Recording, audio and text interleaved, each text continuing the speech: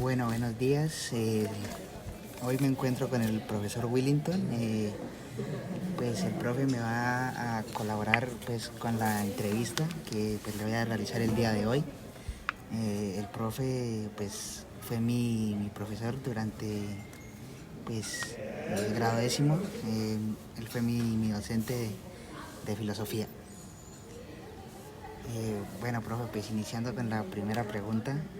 Eh, pues desde hace cuánto se presentan las actividades de actividad minera en el resguardo. Bueno, muy buenos días. Hay un elemento pues fundamental de entender pues desde el resguardo Munchique de los Tigres, que es un territorio del norte del Cauca, en el municipio de Santander de Quilichao, pero que también es fundamental comprender lo que este territorio abarca en el sentido de pertenecer al gran macizo colombiano. Mineras, de minería, que hay varias, ¿no? Hay la minería industrializada, hay la minería de barequeo. En estas actividades mineras pues hay una relación de comprender que lo que están afectando es el territorio, ¿no? El frágil ecosistema del macizo colombiano. Y ahí es donde, digamos, hablar de fechas o de tiempos, desde cuándo se viene haciendo, pues un elemento pues, que hay que tener ahí presente es la época de la colonia, ¿no? La época de la colonia fue muy fuerte la minería de tipo económico, ¿no? En poblaciones de pues realmente lo que fue Cauca y lo que fue Antioquia. Actualmente la minería en el resguardo Munchique de los Tigres sí va teniendo un auge preponderante, digamos, diría yo, desde hace más de 20 años. Y lo que pues realmente esto conlleva a la afectación del suelo y la degradación de este territorio amplio que es el mismo macizo colombiano. Bueno, profe, pues continuando con la siguiente pregunta, pues desde lo que usted considere es cómo llegó esta actividad al territorio y quiénes la realizan. Pues ahí la situación de la actividad minera en el territorio podríamos decir que se hace por elementos de subsistencia, ¿no? En principio. O sea, estas formas pues de que la gente, digamos, toca el subsuelo y realmente pues no se tiene en principio pues digamos el respeto que las comunidades indígenas han profesado por la madre tierra, ¿no? Es decir, aquí hay un sistema económico que se ha implantado que tiene muchos arraigos en la dinámica comercial y el oro, pues ustedes saben toda la ventaja que contiene el oro en el sentido de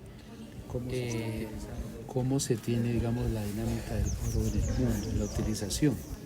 Por ejemplo, el oro en la economía mundial se está utilizando para elementos de suntuarios, ¿no? Adornos, para tecnología, por ejemplo, con las nuevas prácticas tecnológicas que se tienen, y también como un sistema comercial.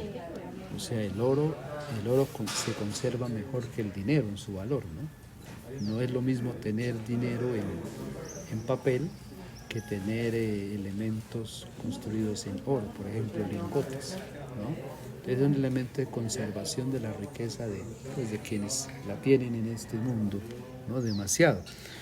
En cuanto a esta minería que se hace, que pues se llamaría un poquito de subsistencia, pero realmente lo que se ha es profundizado hacia el daño ambiental.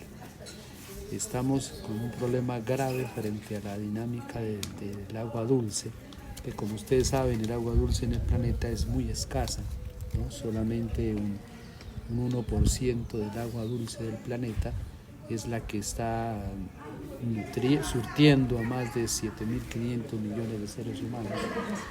no en las mismas proporciones, pero el problema que ocurre con la minería es la forma como el agua se utiliza para esta práctica minera. Además, porque la contaminación ambiental, pues entre el mercurio, el cianuro, el cloro, pues que son elementos devastadores. Y también, digamos, cómo el agua comienza a verse como un elemento que se puede escasear frente a estas prácticas. Pues la realizan estas actividades mineras en el resguardo, las realizan familias. Yo tuve la oportunidad de en una ocasión caminar este territorio y mirando esta parte de estas formas de minería artesanal, ¿no? Con un poco digamos, ese grave problema del que la realiza la minería, pero el problema es lo que ella proyecta, ¿sí?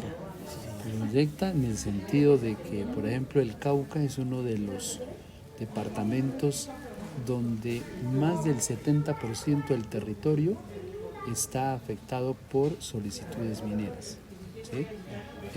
Prospecciones mineras, y ese es digamos, ha sido un problema generador de cómo la minería vienen atrás de la minería los sectores industriales, ¿sí? Bueno, pues continuando, ¿usted, profe, consideraría que la minería es ilegal, pues la que se realiza en el territorio, pues, y por qué? Hay una situación ahí que, pues, por ejemplo, en el título 11 de la Constitución Política de Colombia, los artículos 287, 329 y 330, pues hablan sobre el derecho a la autonomía de los territorios indígenas, ¿no? Pero ahí hay un problema grave. Yo veo, por ejemplo, que estas autonomías no deben darse para explotar el territorio. O sea, uno no puede llamar autonomía territorial cuando lo que está afectando es lo que siempre ha querido defender. Entonces los hermanos indígenas dicen: hay que cuidar la madre tierra, respetar la madre tierra, pero con estas prácticas de minería se está haciendo lo contrario. ¿Por qué digo esto? Si nos vamos a los datos, por ejemplo, ¿no? Para lavar una tonelada de tierra, ¿no? Por ejemplo, la minería industrializada gasta 1000 litros de agua por minuto, por tonelada de tierra removida, ¿no? Lavando el cianuro y lavando el mercurio, ¿no? Es decir, esos gastos de agua, esas formas de devastación del paisaje, porque uno es claro ver, por ejemplo, la situación que están viviendo los compañeros en Cajamarca, o en Cajamarca frente a la explotación minera, de cómo los paisajes se destruyen, ¿sí? Cómo los paisajes se destruyen, pero además de eso no debemos tener una autonomía disfrazada de interés, porque la gente hoy en día no utiliza, o sea, lo que recogen de la minería lo utilizan prácticamente ¿para qué? Primeramente para darse gustos, por ejemplo, innecesarios, ¿sí? Gustos innecesarios, el licor, las compras de tantas cosas, elementos que no los benefician, pero lo más degradante ahí, lo que a mí me preocupa, es cómo están ¿cómo te digo?, atrayendo a que otros sectores de amplia minería, de mega minería, por ejemplo, puedan llegar al territorio. Y eso sí es devastante. Claro. Sí, eso es devastante, ¿no? Si nosotros hablamos, por ejemplo, de los derechos, y ahí tenemos que cuidar ese proceso, es, por ejemplo, en la consulta previa. La consulta previa en las comunidades indígenas es los que la han desarrollado también, pero la consulta previa, el Estado ve, por ejemplo, esa forma de que es y no es un sistema de defensa, porque el problema del Cauca es que es que las grandes mineras están atrás de todo ese complejo territorial, no solamente por el oro que hay, sino por otros elementos que en el territorio caucano existen, ¿no? Bueno, pues aquí con la cuarta pregunta, pues ¿usted creería, profe, que la comunidad en general está informada sobre esta pues, situación?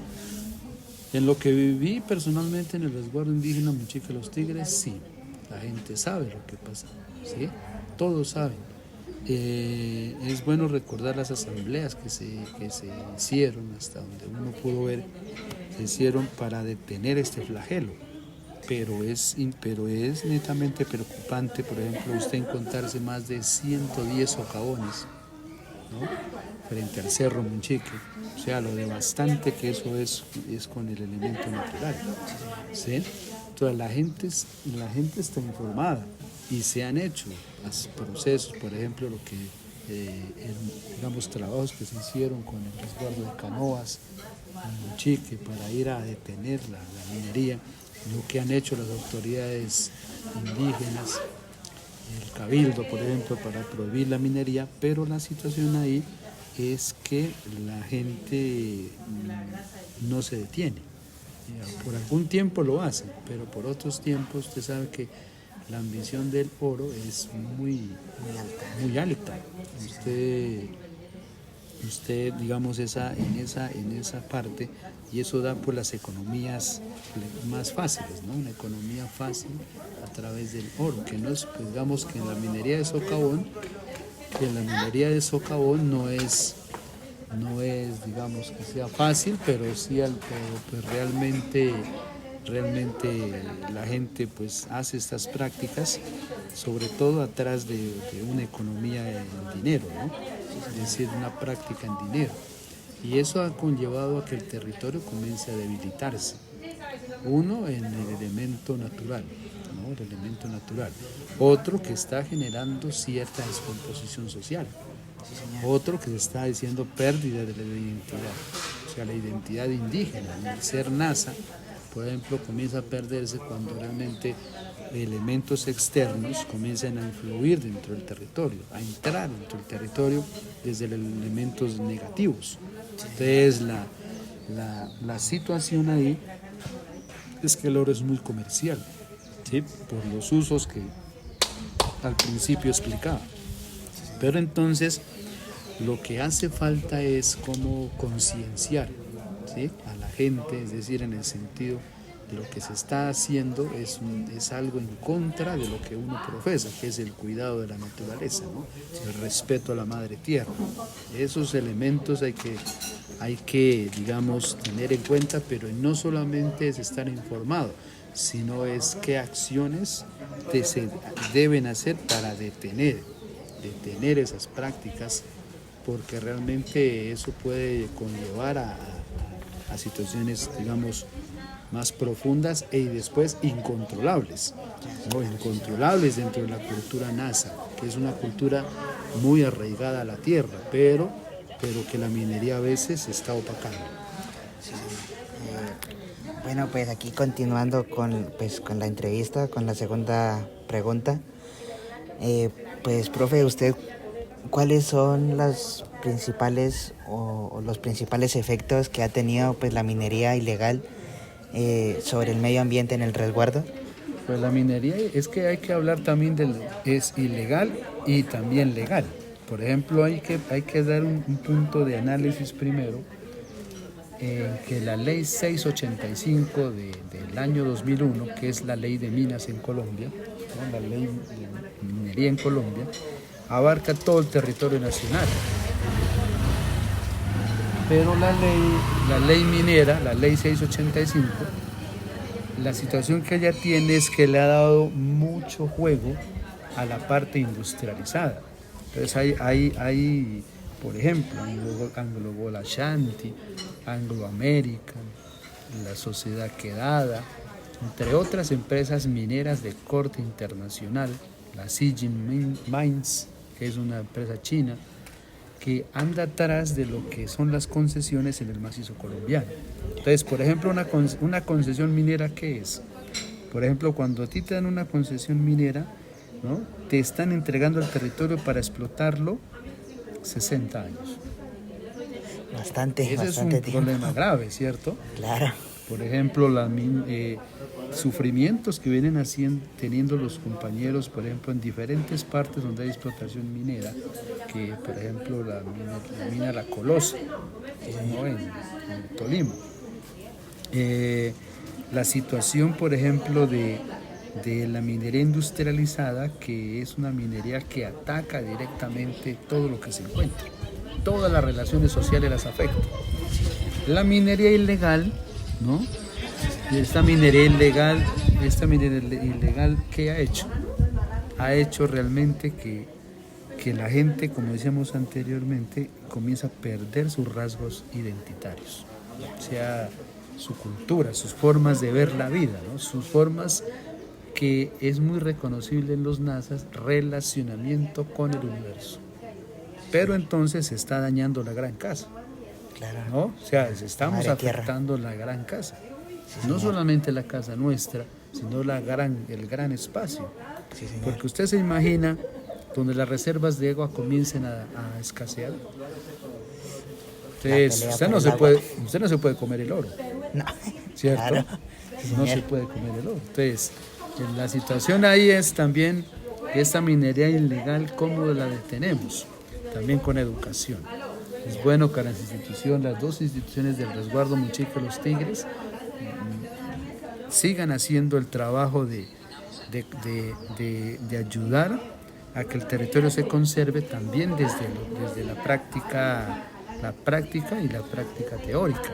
Es decir, cómo protegemos lo que hay, ¿no? Sobre todo el ambiente. Y esto también es bueno determinar, por ejemplo, cuántas fuentes hídricas hay, cuántas de ellas están utilizando. Ahí es, digamos, todo esto que ha tenido, pues la minería ilegal es como un elemento contraproducente y entre los efectos sí vemos comunidades que se están autodestruyendo, porque todo el mundo quiere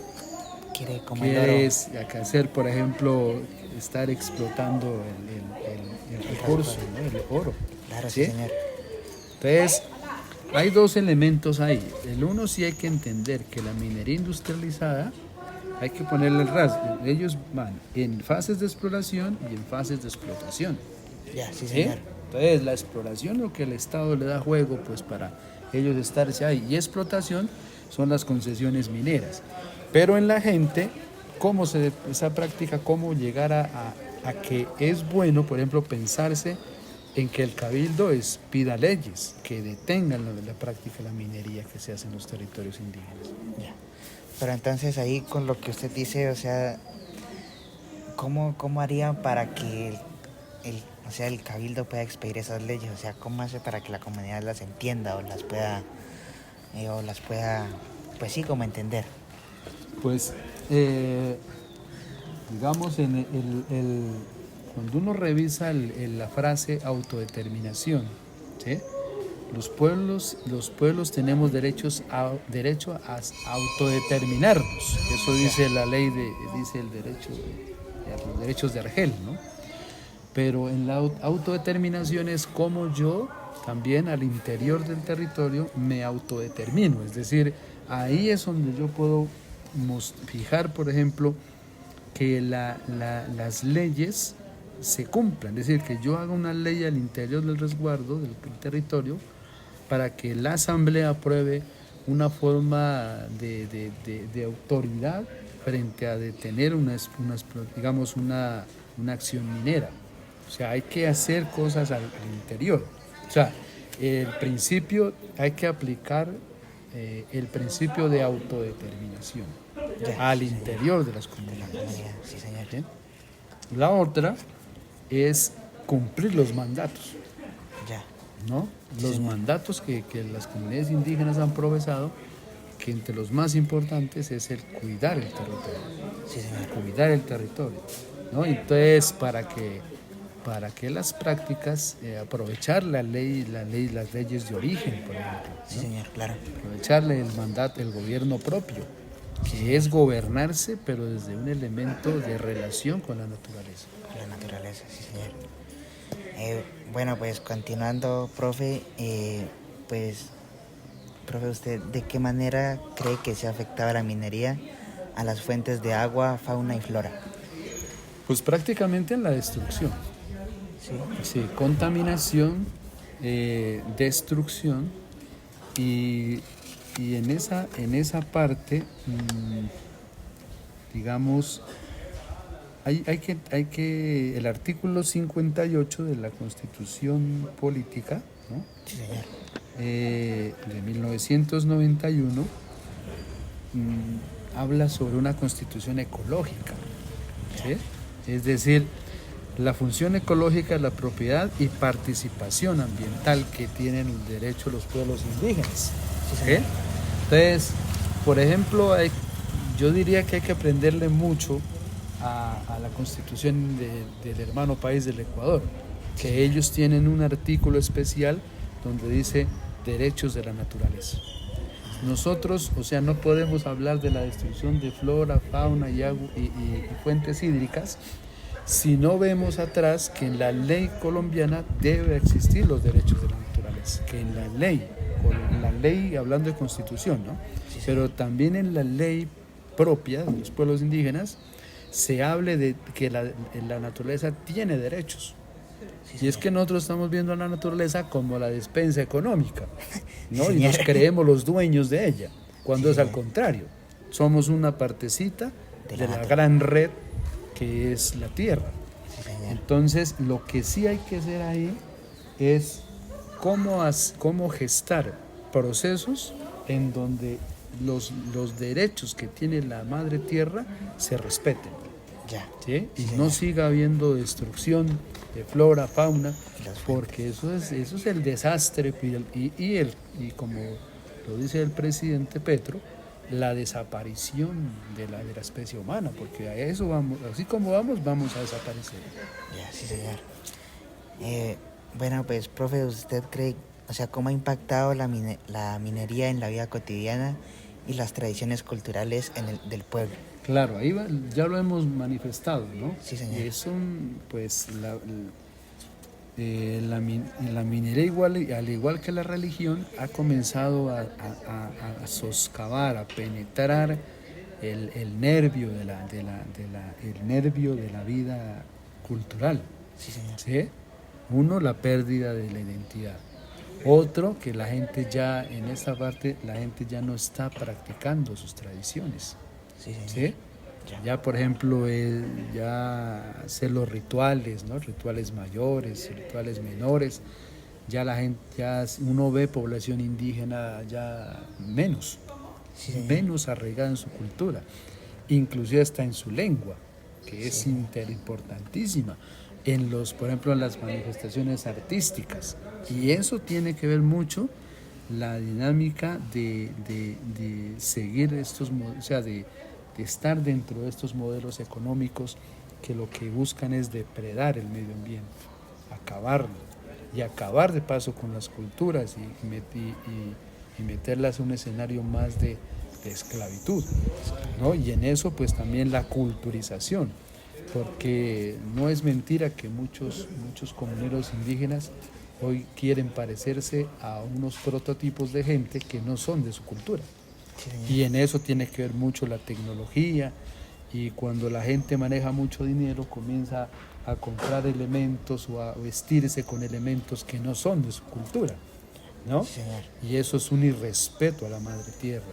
Y también pues en el territorio Chique que digamos las fiestas son tan constantes. Entonces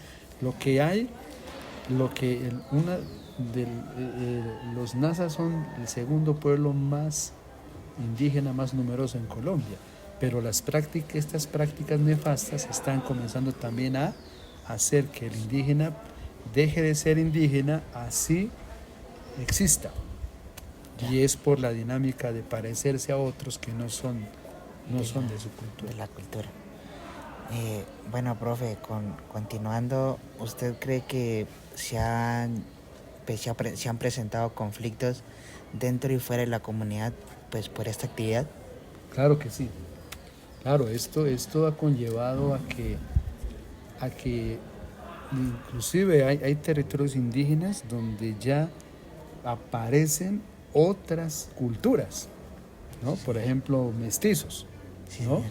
Es decir, hay gente que viene atrás de lo que es el oro y su comercialización, por ejemplo, y que realmente lo que hace es deteriorar las relaciones de vida de las comunidades. Sí, señor. ¿Sí? Por ejemplo, hay producción minera, hay harto dinero, pero atrás del harto dinero viene prostitución, vienen diversiones, vienen carestía de las cosas, pero un elemento demasiadamente grave es otras culturas que se imponen sobre la cultura tradicional, otras formas de vida. Entonces, que cambian no solamente el escenario ambiental, sino que cambian es el escenario social, ¿no? Entonces, la minería es es un peligro en todas las formas, que usted puede verla en lo económico, en lo político, en lo social, en lo ambiental, en lo cultural. Sí, y un problema grave es el ataque cultural que estas formas vienen a hacer. Listo, profe. Pues continuando, profe, ¿usted creería también pues que hay impactos específicos sobre los jóvenes, mujeres o los mayores dentro del territorio? Claro que sí, es decir, por ejemplo, los mayores vienen trazando desde hace muchísimo tiempo el camino, ¿sí? Y el camino que ellos proponen y propenden es que sea el camino hacia la conservación de la cultura, ¿sí? Hacia que la cultura perviva en el tiempo, porque usted sabe que los pueblos indígenas vienen pues siendo desde siempre atacados por sistemas como el capitalismo, ¿sí? De todas formas. Pero entonces en esa parte, ¿qué pasa por ejemplo con la juventud? ¿No? La juventud, por ejemplo, se ha desvirtuado en el sentido de que digamos, ya piensan de otra manera. Y el problema ahí también es actuar de otra manera, ¿no?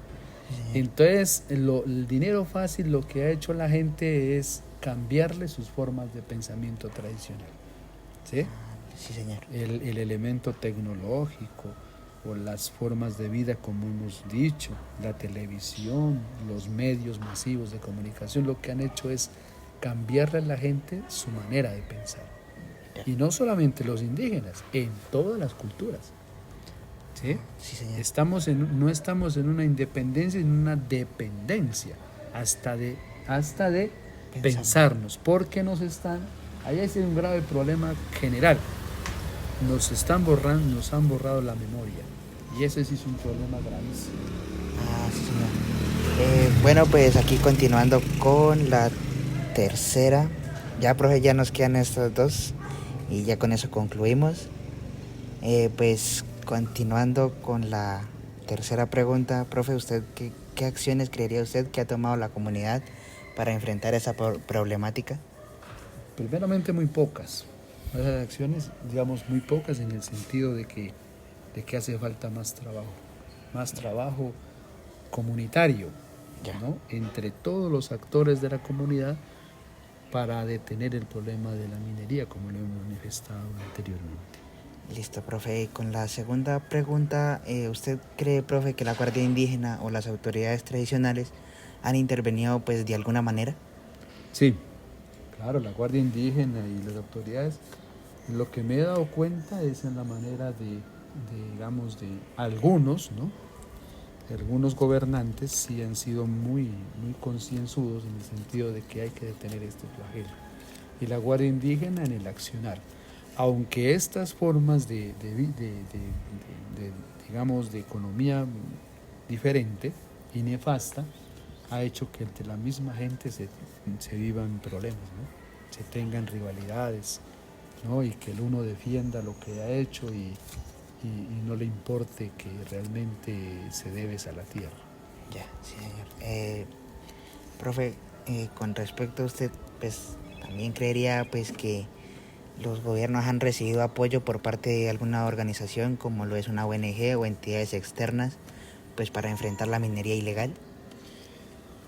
Pues a mí me parece que que más que apoyo debería ser es, digamos, un elemento de trabajo interno, ¿no? Ya. Por ejemplo, no tanto, digamos, no tanto apoyos, sino más que todo hacia el elemento interno, por ejemplo, con la medicina tradicional, que también me he dado cuenta se ha utilizado para ver qué posibilidades habría de detener estas formas. Y al interior de los territorios es donde se necesita pues que realmente no tanto venga apoyo externo, ¿sí? Sino que la gente dinamice otras formas de producción o de economía diferentes a la minería, porque ese puede ser la desaparición de una cultura. Eh, Profe, pues ¿usted cree que existen pues acuerdos internos sobre el uso del territorio y rechazo o no de esta actividad? Claro, deben haber acuerdos internos. O sea, el uso del suelo, usted sabe que las comunidades indígenas son protegidas, tienen digamos, su arraigo de protección, por ejemplo, en la ley 89, ¿no? Entonces, digamos, esas formas, digamos, sobre el uso del territorio, que pues tiene una gran ventaja, ¿no? Porque hablamos de territorios colectivos, ¿no? Que pues son inajenables, ¿no?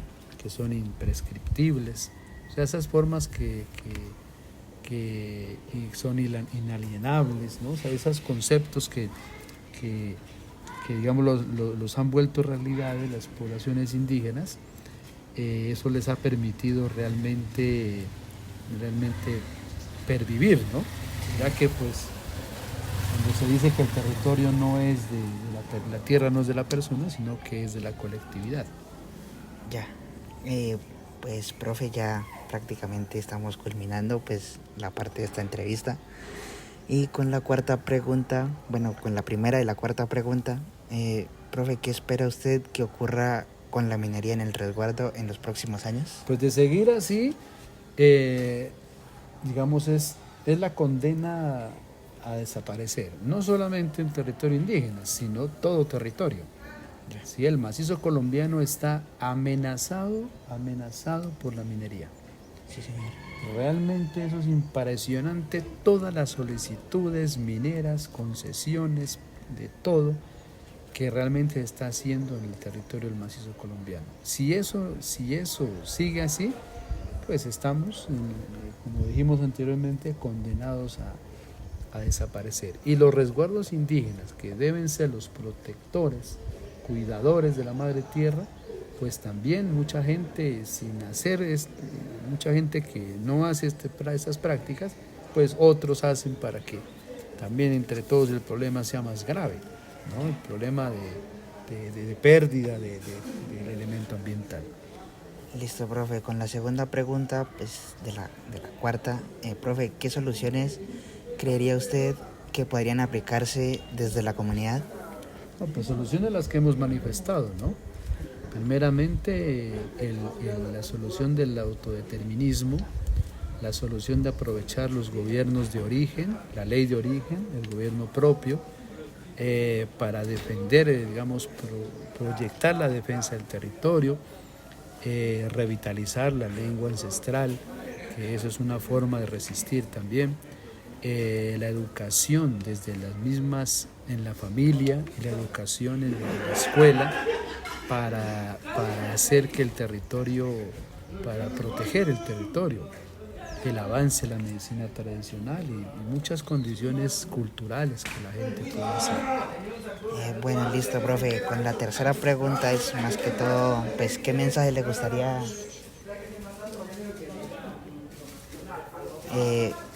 profe, pues, ¿qué mensaje le gustaría enviar a otras comunidades indígenas que enfrentan, pues, estas mismas situaciones? La unidad. La unidad. Si uno no hace unidad, uno solo no cambia el mundo. Ese es un principio de vida, ¿no? Lo que hay que pretender ahí es por la unidad común, ¿sí? Y la unidad común, ¿qué dice? Vernos en el territorio, sentir el territorio, que es lo que tenemos que hacer, y dinamizar elementos de enraizar procesos que realmente vayan en contra de estas formas de vida que nos están imponiendo desde la sociedad occidental, ¿no? Ya, listo, profe.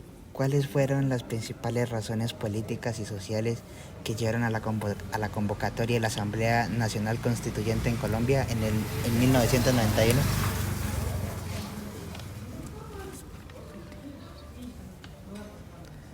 Pues entre estas razones lo que digamos se tiene, o se ha tenido, es primeramente que debían tener una constitución diferente a la de 1986 o a las constituciones anteriores como a la de Río Negro, ¿sí?